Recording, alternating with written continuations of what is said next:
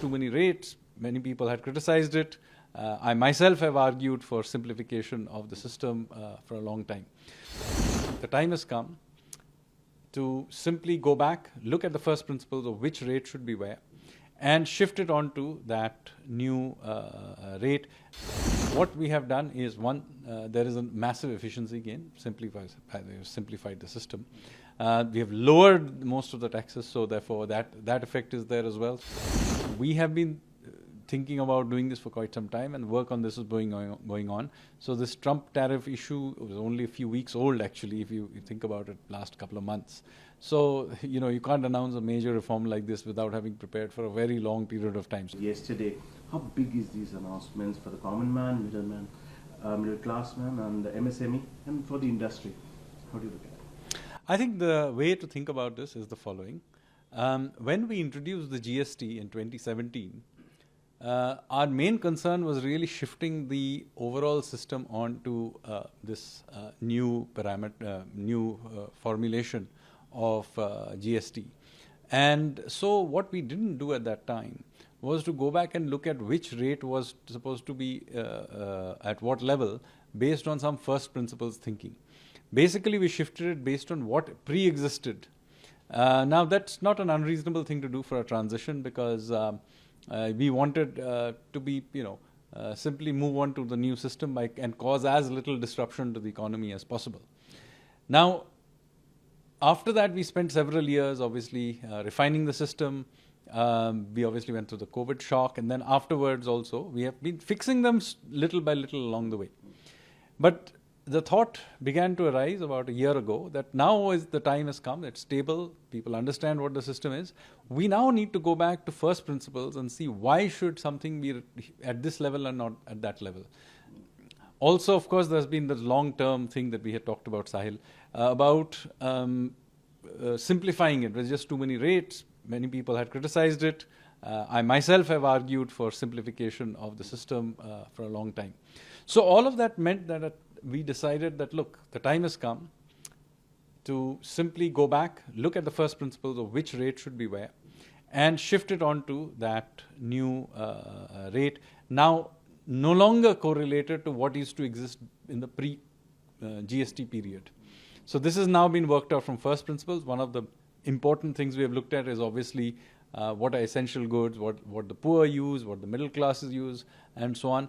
But also an important thing is to make sure you don't have inverted duty structures of various kinds. So simplifying that, the textile industry is one industry that will benefit from this, and so on and so forth. So basically having a rational system that makes sense at first principles basis. What is your model factoring in terms of the impact to the FY 25, 26 and 26, 27, given the recent GST rate rationalization? So it's almost impossible to model these things. As you can imagine, there are too many things, moving parts, not the least that, what's happening worldwide and so on. So I don't think you can meaningfully model this, but let's say that what we have done is, one, there is a massive efficiency gain, simplified the system.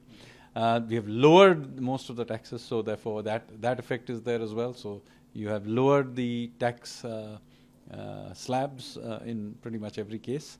So the combination of simplification and of the tax slabs, and also the productivity benefits you will get from the process reforms, which the discussion has almost gone entirely about slabs, but in fact, if you read the announcement, they have significant about the process reforms. For example, there were a lot of complaints about the fact that there has been sort of a return to the tax inspector Raj, because if you did a registration, it would take long time to get your number and so on. So we took that into account.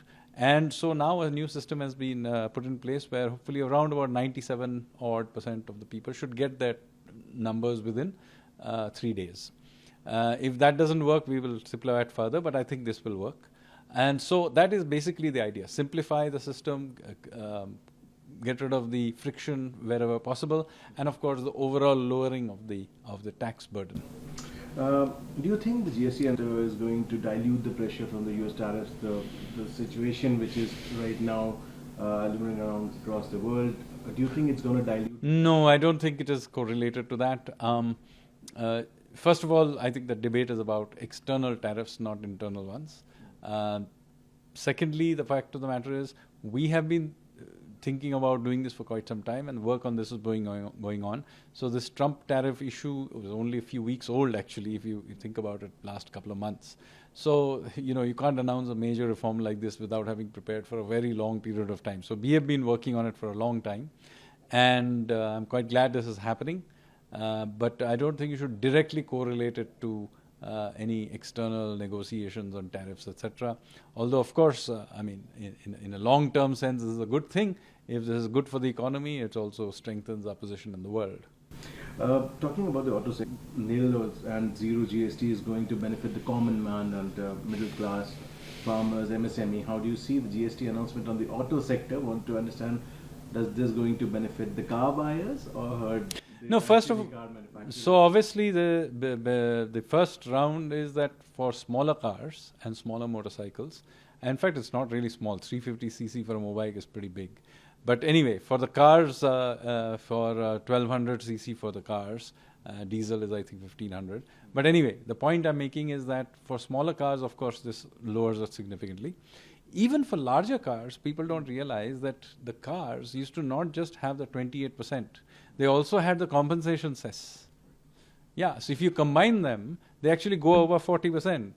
So in fact, it'll come down a little bit if anything. Now, of course, there are other items which are sin items, like tobacco items, where I am in favor of having high rates. But even for large cars, once the compensation cess thing rolls over, they will benefit. This brings me to the last question, Mr. Sania. Businessmen were forced to pay many taxes, the sales tax, service tax, excise, and whatnot. Failing to pay these taxes, they were subjected to raids and harassments as well. After the GST was implemented, now GST announcement yesterday talks about more simplification. What are the difference do you see pre-GST to post-GST? What kind of simplification? So the pre-GST system was an absolute mess, as you will know. There were gazillion state taxes, central taxes as well. And basically nobody knew what was going on. There was a huge amount of cascading happening, and not to mention it was inefficient. A lot of people escaped the net altogether. And those who actually honestly paid their taxes had to do a very complicated system. So in that way, the GST system is radically better. I've repeatedly said this. It was the equivalent of a free trade agreement India signed with itself. Because effectively now the Indian states can freely trade with themselves because they have the same framework. Earlier on, if you took a product from Mumbai to Delhi, and at every border you'd remember there would be long queues of trucks standing there for hours on end. So in that sense, the GST system is been an absolute success. It has genuinely converted into a common internal market. It's much simpler than the older system. This is not to suggest that it didn't have friction. There were many inefficiencies in the system. One of them, of course, was the multiplicity of tax slabs, and also the fact that it was not necessarily logical. Something was somewhere just because in the pre-GST system it was there. So here what has happened is that you have now, even if you didn't know what the tax rate is, if I just tell you the name of the item, even by common sense, I think 90% plus of the time you'll be able to work out which of the two slabs it is. If it's a food type item, if it's this thing, it's probably at 5 or 0. If it's an air conditioner, it'll be at 18. Whatever it is. The point is, you can work it out roughly. If it's tobacco, it's at 40. I don't have to tell you that what it is logically based. So that too is an improvement, because now they correlate to something to what is economic efficiency.